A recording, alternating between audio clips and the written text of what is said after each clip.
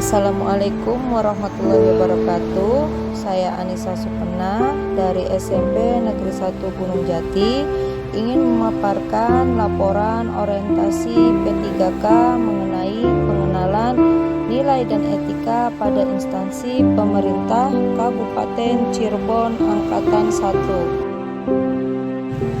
Dalam rencana aksi perubahan ini, saya mengambil salah satu tema dari beberapa rencana aksi yang saya buat dengan judul Upaya Meningkatkan Motivasi Siswa pada Pembelajaran Matematika dengan Media Kartu Bilangan. Latar belakang diadakannya orientasi ASN P3K ini dalam rangka melaksanakan tugas pemerintah dengan tujuan P3K diharapkan mampu mengaktualisasikan nilai-nilai dasar ASN berakhlak, nilai dan etika pemerintah Kabupaten Cirebon. Kabupaten Cirebon memiliki visi terwujudnya Kabupaten Cirebon berbudaya, sejahtera, agamis, maju, dan aman. Misi Kabupaten Cirebon mewujudkan masyarakat Kabupaten Cirebon yang menjunjung tinggi dan melestarikan nilai-nilai budaya, tradisi, dan adat istiadat. Kabupaten Cirebon juga meningkatkan kualitas hidup masyarakat melalui pemenuhan kebutuhan dasar masyarakat, peningkatan kualitas pendidikan dan pelatihan, kesehatan dan ekonomi, meningkatkan kualitas kehidupan masyarakat Kabupaten Cirebon yang senantiasa menerapkan nilai agama, budi pekerti, santun, beretika, meningkatkan produktivitas masyarakat untuk lebih maju dan unggul sehingga menambahkan daya saing di pasar internasional, memelihara keamanan dan ketertiban umum untuk mewujudkan kondisi daerah guna mendukung terciptanya stabilitas nasional. Struktur organisasi tata kerja Dinas Pendidikan Kabupaten Cirebon. Nah, di sini ada struktur organisasi dari Dinas Pendidikan Kabupaten Cirebon dari tugas pokok dan fungsi Dinas Pendidikan, tugas pokok dan fungsi Dinas Kabupaten dan strukturnya. Manajemen kepegawaian dan penilaian kinerja P3K. P3K adalah pengelolaan pegawai pemerintah dengan perjanjian kerja untuk menghasilkan P3K yang memiliki nilai dasar, etika profesi, bebas dari interferensi politik, bersih dari praktik korupsi, kolusi, dan nepotisme. Manajemen P3K juga meliputi penetapan kebutuhan, pengadaan, penilaian kinerja, pengajian tunjangan, pengembangan kompetensi, pemberian penghargaan, disiplin, pemutusan hubungan perjanjian kerja, dan perlindungan. Penilaian kinerjanya meliputi objektivitas prestasi kerja secara objektif, terstruktur, akuntabel, partisipatif, dan transparan.